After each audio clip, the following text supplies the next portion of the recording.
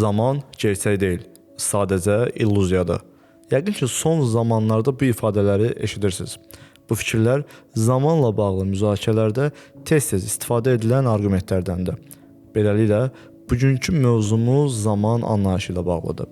Elə isə videomuza keçid eləyək. Zamanın düz xətti, yəni bildiyimiz A nəzəriyyəsi, hansı ki, keçmiş, indiki, gələcək modelinə qısa toxunaq. Bu nəzəriyyədə tam olaraq toxunulan mövzu zaman axır kimi qeyd olunan mövzudur və zamanın axması burada bir hadisənin keçmişdən indiyə və indidən gələcəyə doğru axması kimi xarakterizə olunur. Yəni, bir hadisə baş verməzdən əvvəl gələcək, baş verdiyi anda indiki, baş verdikdən sonra isə keçmiş zamanda yer alır. Bu fikrə etiraz edənlər iki cəbhədə yer alır. İllüzyonistlər və deflasionistlər. Gəlin bu anlayışların nə olduğuna baxaq. İllüzyonistlərə görə biz zaman axır kimi hiss edirik, amma bu hadisə bizim beynimizdə baş verən bir illüziyadır. Bizim şuurumuzda yaranan bu axış hissi hadisələrin özündə yoxdur. Yəni biz hadisələrin zamanla axış hissini görürük, amma bu əslində hadisələrin özündə yox, bizim şuurumuza baş verən bir prosesdir. Bu arqument əslində David Hume'un səbəb-nəticə əlaqəsinə yanaşmasına oxşuyur, yəni şərhinə oxşuyur. Hansı ki, xatırlayırıqsa, Hume'a görə əslində səbəb-nəticə əlaqəsi sadəcə bizim şuurumuzda mövcuddur və realda belə bir fikri sübut etmək çətindir. Yəni biz psixoloji olaraq alışqanlıq içində səbəb-nəticə əlaqəsinin mövcud olduğunu deyirik, amma realda əslində belə bir nəticə yoxdur. Deflasionistlərə görə isə ümumiyyətlə belə bir hiss də mövcud deyil. Yəni nəinki zamanın axışı, hətta zamanın axışını hiss etməyimiz də gerçək bir düşüncə və ya hissiyat deyil. İnsanlar axış hiss etdiklərini zənn edirlər, amma belə bir fenomenoloji təcrübə yoxdur. Bu sadəcə yanlış qənaətdir. Misal üçün Arthur Falk deyir ki, biz ona görə zaman axır hissini yaşayırıq ki, beynimizdə davamlı məlumat axını var. Bu da sanki hadisələr axır kimi görünür. Və buna görə də bu yanlış anlaşılma, yəni hadisələrin axması kimi görünən hadisə əslində düşüncə və yaxud da qavrayış axınıdır. Yəni bu qavrayışımızın axmasıdır, hadisələrin yox. Eyni zamanda o bunu rəng qavrayışı ilə müqayisə edir. Yəni rəng əslində obyektin özündə yoxdur.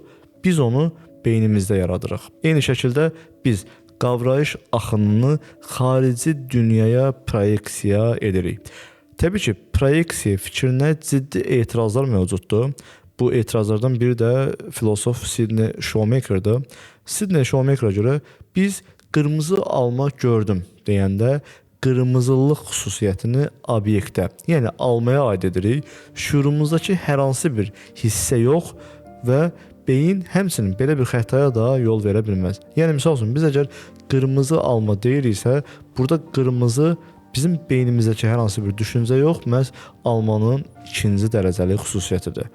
Proyeksiyaya görə insan təcrübəsi obyektiv dünyadan ayrılıqda izah olunmağa çalışılır, amma bu xətalı yanaşmadır, çünki təcrübə özü obyektiv reallığa bağlıdır. Həmçinin Simon Prosser də bu yanaşmaya etiraz edir və ona görə fenomenal təcrübə dünyanı izah edən bir təmsildir və təcrübə ilə təmsil ayrıla bilməz. Misal üçün, biz qırmızı rəngi hər hansı təmsil etdiyi obyektlə birlikdə təsəvvür edirik. Yəni, misal üçün, biz qırmızı alma gördüm deyiriksə, burada qırmızı alma ilə bir yerdə təsəvvür olunur. Yəni, burada istifadə edilən təmsil obyektin özü ilə eyni anda müşahidə edilir. Təbii ki, proyeksiya və illüziya anlayışlarını ayırd etmək lazımdır.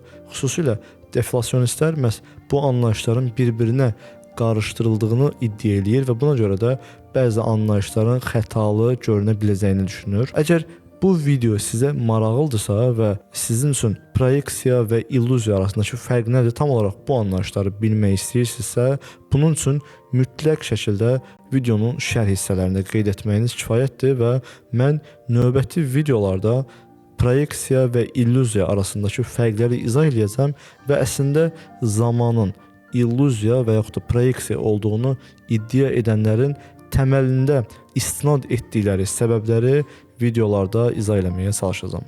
Əlbəttə bu tipli videoların və yaxud da podkast tipli videoların hansının sizin üçün daha maraqlı olduğunu da şərhlərdə qeyd etməyiniz bizim kanalın inkişafında və həmçinin inkişaf xəttində hansı xətti izləyəcəyimizi müəyyən edəcək.